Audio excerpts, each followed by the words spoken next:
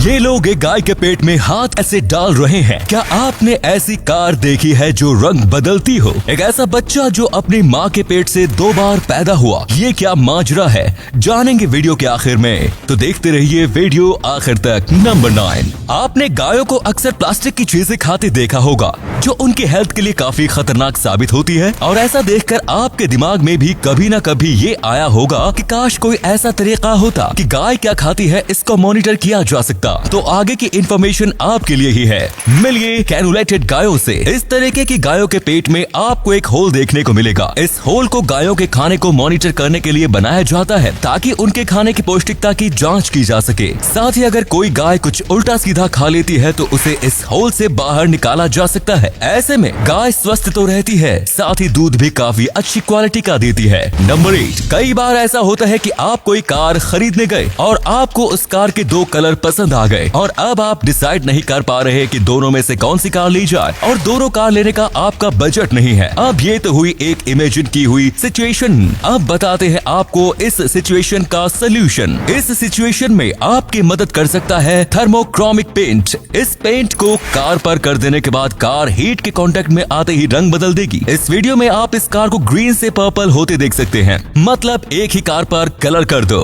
Number 7, Bharat में कई शानदार प्लेयर्स ने जन्म लिया, जिनमें से एक थे मिल्खा सिंह, जिन्हें हम भारत के फ्लाइंग सिख भी कहते हैं। पर आज हम आपको मिल्खा सिंह नहीं बल्कि उन्हें मात देने वाले माखन सिंह के बारे में बताने वाले हैं, जो अगर एक्सीडेंट का शिकार नहीं हुए होते तो हम सब मिल्खा सिंह का शायद नाम भी नहीं जानते। कोलकाता के माखन सिंह ने 1962 में हुए नेशनल गेम्स में मिल्खा सिंह को 400 मीटर रेस में हराया। मिल्खा सिंह को हराने के अलावा 1964 में वे टोक्यो ओलंपिक्स में Indian men's 4x400 metre relay और 4x400 मीटर रिले टीम्स का हिस्सा रहे, पर उन्होंने एक्सीडेंट के दौरान एक अपना पैर खो दिया। पैर खोने के चलते उनका गेम तो छूटा ही, साथ ही उन्होंने बाकी जिंदगी भी काफी गरीबी में बिताई। नंबर 6, आपने कई बड़े और खंडहर हो चुके महल देखे होंगे जिनमें किसी टाइम पर राजा महाराजा रहा करते थे और उस वक्त वे खूबसूरत महल हुआ करते थे। आज हम महलों की बात इसलिए कर रहे हैं क्योंकि जर्मनी के एक व्यक्ति ने वो सभी महल जो खंडहर हो चुके हैं को दोबारा से बनाने का फैसला लिया और जर्मनी के पूरे एक शहर में लगभग 40 महल और किले बना दिए। मिलिए गंटर बेनर्ड से। जर्मनी के सैक्सोनी एनहाल्ट स्टेट में मौजूद छोटे से टाउन जब स्टेट को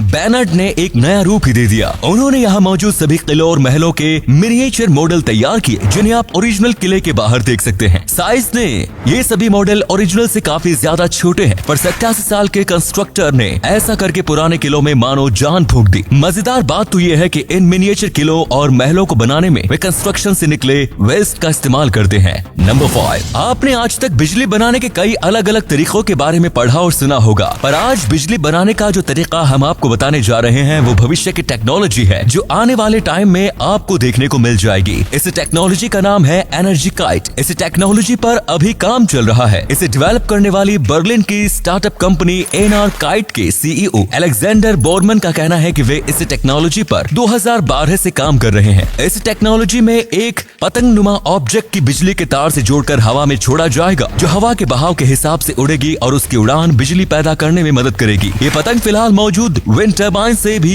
कई गुना ज्यादा बिजली बनाएगी और जमीन पर जगह भी नहीं घेरेगी। नंबर 4, पबजी ने भारत में काफी अच्छा बिजनेस किया, यह आप सभी जानते हैं, और इसकी कमाई का ज्यादातर हिस्सा यंगस्टर्स से आ रहा है। इसका असर माता पिता की पॉकेट पर तो हो ही रहा था, साथ ही पबजी खेलने वाले बच्चे अपनी पढ़ाई पर भी ध्यान नहीं दे पा रहे थे और इसी के चलते इसे भारत में बैन कर दिया गया। पर बैन किए जाने से पहले पंजाब के एक लड़के में पबजी खेलने के लिए अपने पिता के अकाउंट से 16 लाख रुपए उड़ा दिए और जब पिता ने पूछा तो उसने ऑनलाइन क्लासेस का हवाला दे दिया। पबजी बैन होते ही भाई साहब के ऑनलाइन क्लासेस का सच पापा के सामने आया। अब क्या था, बाप तो बाप था, उन्होंने उसे स्कूटर रिपेयर करने वाली दुकान पर लगा दिया ताकि वो पैसे की कीमत समझ सके। नंबर 3, धरती इकलौता ऐसा ग्रह है जहाँ लाइफ मौजूद है, पर क्या कभी आपने सोचा है कि ऐसा क्यों है, क्यों किसी और ग्रह पर लाइफ मौजूद नहीं है? चलिए आज आपको इसके बारे में एक मजेदार फैक्ट बताते हैं। धरती पर लाइफ होने में सबसे बड़ा हाथ है सोलर सिस्टम के सबसे बड़े ग्रह का, यानी जुपिटर का। जुपिटर का मैग्नेटिक फील्ड काफी स्ट्रॉन्ग होता है, जिसके चलते ये कई बड़े कॉमेट्स को अपनी तरफ खींच लेता है। कुछ ऐसे ही कॉमेट्स होते हैं जो धरती पर पहुंच पाते हैं, पर ये इतने छोटे होते हैं कि इनसे धरती को कोई नुकसान नहीं पहुंचता। चलिए अब कुछ देर के लिए बृहस्पति को सोलर सिस्टम से हटाते हैं। बिना जुपिटर के ज्यादा बड़े कॉमेट जो सोलर सिस्टम में आते हैं वे सभी धरती के मैग्नेटिक फील्ड में एंटर करते हैं और धरती से टकराते हैं, और ऐसे में धरती पर मौजूद जीवन खत्म हो जाता है। इसीलिए धरती पर जीवन होने का एक बड़ा श्रेय जाता है ग्रह बृहस्पति को। इस वीडियो में आप जुपिटर को धरती की सुरक्षा करते देख सकते हैं।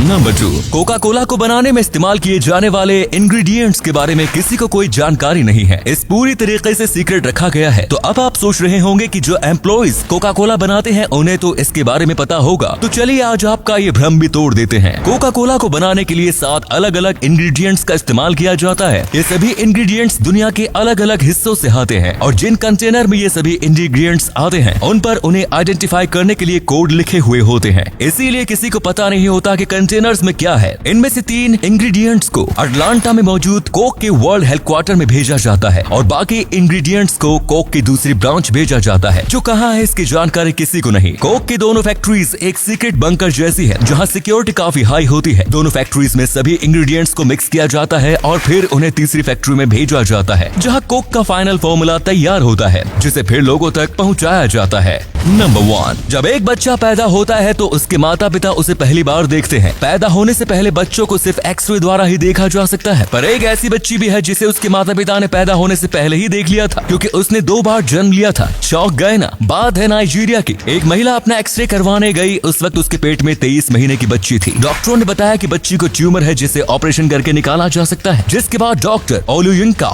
ओलुटोयो और डॉक्टर डैरेल केस ने बच्ची को उसकी माँ के पेट से निकाला और ऑपरेशन करके उसका ट्यूमर हटाया। उसके बाद बच्ची को वापस उसकी माँ के पेट में रख दिया गया। ऑपरेशन के 36 हफ्ते बाद उस बच्ची ने नेचुरल डिलीवरी द्वारा दोबारा जन्म लिया और फिलहाल वो बिल्कुल स्वस्थ है। तो दोस्तों, अगर आपको ये वीडियो अच्छा लगा तो आप अपने दोस्तों के साथ इसे शेयर जरूर करें। इससे हमें मोटिवेशन मिलता है और भी अच्छी वीडियोस लगातार बनाते रहने के लिए। अपने 5 मिनट देने के लिए बहुत बहुत धन्यवाद। ऐसे ही वीडियोस देखते रहने के लिए सीक्रेट इंडियन टीवी को अभी फॉलो करें। धन्यवाद।